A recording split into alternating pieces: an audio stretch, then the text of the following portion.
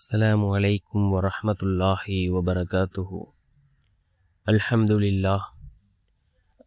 لله الذي نحمده ونستعينه ونستغفره ونؤمن به ونتوكل عليه. أما بعد.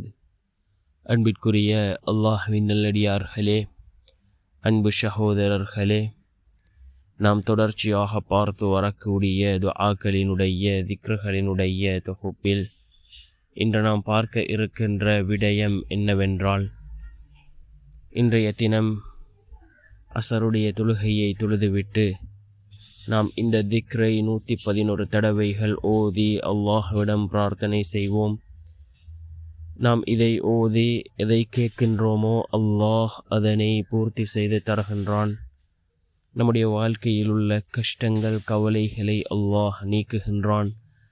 பணத்தினுடைய அந்த தேவைகளை அல்லாஹ் பூர்த்தி செய்து தருகின்றான். அப்படிப்பட்ட மிகச்சிறந்த ஒரு இஸ்மை தான் நாம் இன்றைய வீடியோவில் பார்க்க இருக்கின்றோம். அன்பார்ந்த சகோதரர்களே, அல்லாஹ்வின் நல்லடியார்களே, அல்லாஹ் ஜல்ல சுப்ஹானஹு வ தஆலாவுக்கு அழகிய 99 திருநாமங்கள் இருக்கின்றது.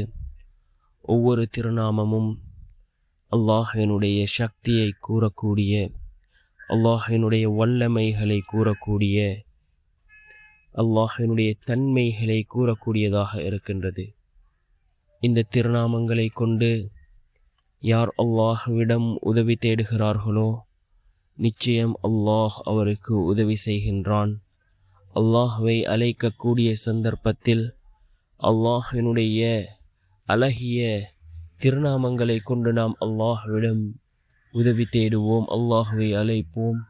அல்லாஹ் நமக்கு நிச்சயமாக பதில் வழங்குவான். அன்பார்ந்தவர்களே, அல்லாஹ்வின் நல்லடியார்களே, அல்லாஹ்வினுடைய இந்த அழகிய திருநாமம், இதனை நாம் 111 தடவைகள் ஓதி அல்லாஹ்விடம் பிரார்த்தனை செய்வோம்.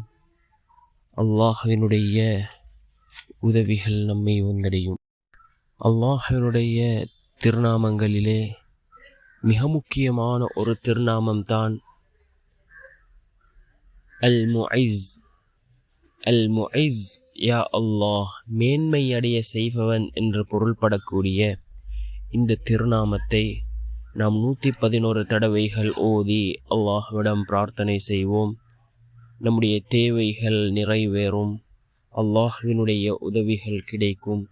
நாம் கேட்டதை அல்லாஹ் மிகவும் எளிதாக நமக்கு நிறைவேற்றி தருகின்றான். பணத்தினுடைய தேவைகள் பூர்த்தியாகும், கஷ்டங்கள் கடன்கள் இவைகள் அனைத்தும் நீங்கும், நிம்மதியான சந்தோஷமான வாழ்க்கை கிடைக்கும்.